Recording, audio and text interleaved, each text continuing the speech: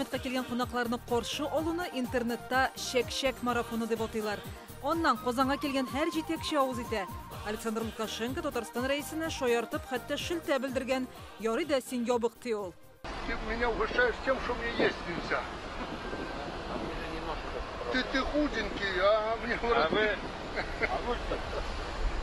Бу фотода дөньяда иң кыйбатлы шек-шектер мөгаен. Имеш, аңа Хинстан премьер-министры кулы белән кагылган.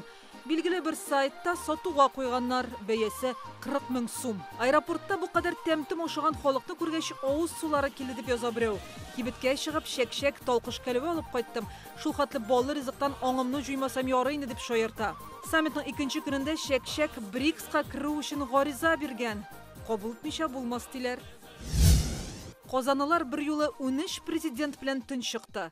Социаль челтәрдә шундый язулар пәйда булды. Бүген шәһәрдә кунашак ил җитәкчеләре саны тагын да арта. Димәк, иртәгә бу темага яңа мемнар көтәсе.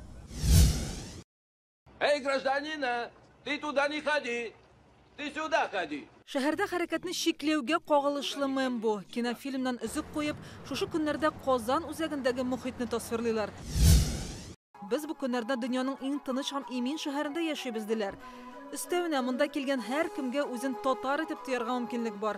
Eytik Birleşken Milletler Uyuşması General Sekreteri Antonio Guterres'ka çopan bilen tübete kidirtkenler. Fotoga komentari kaldıruşçılar bir tavuştan kilişe, şen tatar bit bu degen netice yasay.